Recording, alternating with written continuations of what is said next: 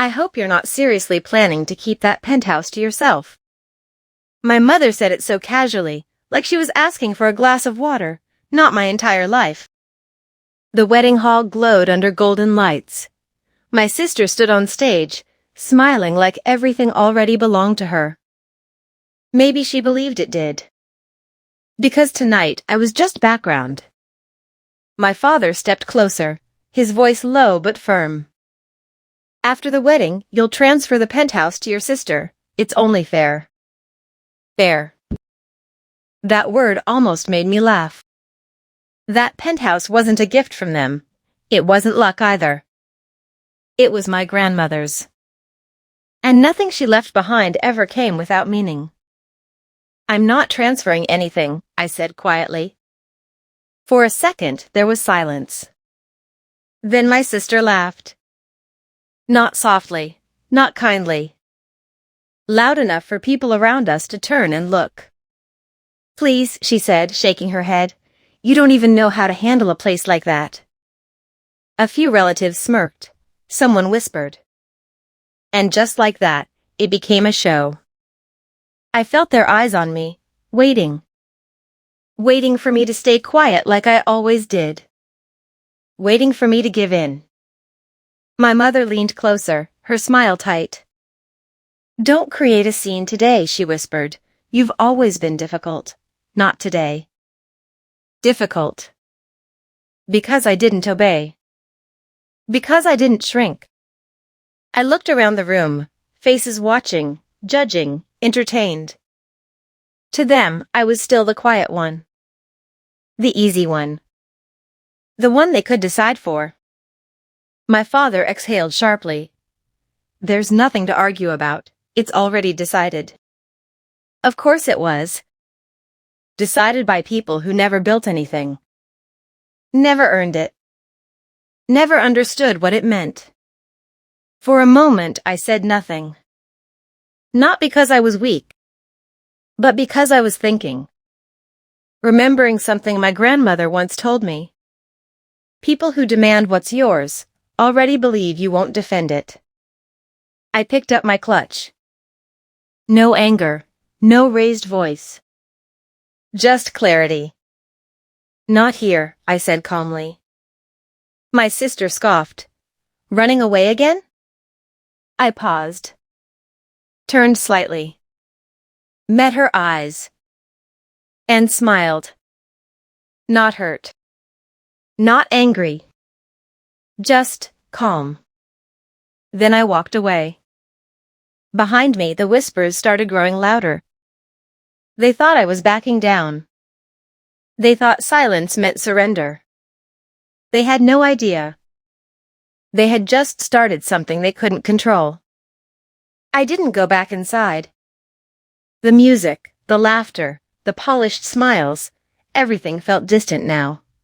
The quiet hallway outside the hall felt more real than anything happening inside. For the first time that night, I could think clearly. My phone vibrated.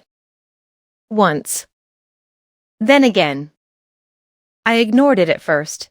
I already knew. My parents, maybe my sister. But the third time, I checked. It wasn't them. My grandmother's lawyer. My fingers tightened slightly as I answered. Yes? His voice was calm, controlled. The kind of calm that meant everything was already planned. I believe it's time, he said. Time. A strange word, but somehow it fit perfectly. They're asking for the penthouse, I said. I expected that, he replied without hesitation. Which is exactly why your grandmother prepared for this. I closed my eyes for a brief second. Of course she did. She never left anything unfinished. What do you mean? I asked. There was a pause. Then. The penthouse was never meant to be transferred, not by you. My heartbeat slowed. Not from fear. From understanding. She placed legal conditions, he continued. Restrictions, timing, authority. Authority. That word stood out. Whose authority? I asked quietly. Not your parents, not your sisters. A brief pause. Yours, but only when the right moment comes. The hallway felt even quieter now, like the world had paused just long enough for everything to make sense. Inside, they were still celebrating, still laughing, still certain they had already decided my future. They had no idea. The game hadn't even started yet. What happens if they try to force this? I asked. His tone sharpened slightly. Then everything your grandmother protected will reveal itself. Reveal. The words settled deep. Tonight? I asked. Very soon, he said. You only need to do one thing. What? Nothing. A small smile formed on my lips. Of course. Silence. The one thing they always mistook for weakness. The one thing that had always been my strength. The call ended. I lowered my phone and stood still for a moment. Inside, the music was louder now, the celebration untouched, unaware. I turned and walked back toward the hall. Slow steps, steady breath.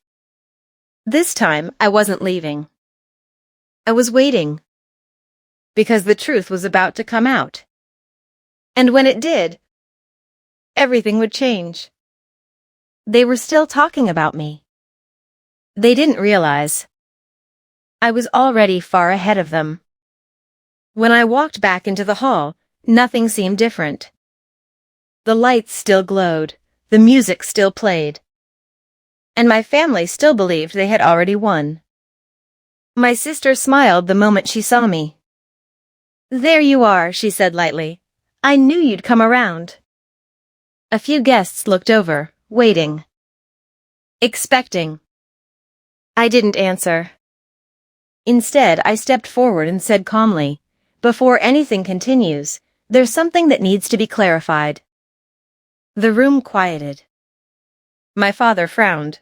This isn't the time. But it already was. Right then, the doors opened. The lawyer walked in, calm, composed, certain. Murmurs spread across the room as he stopped beside me and opened a folder. As per her grandmother's legal instructions, he began, the penthouse is protected under a conditional clause. Silence fell instantly. It cannot be transferred or claimed by anyone, he continued, except the original heir, under her full authority.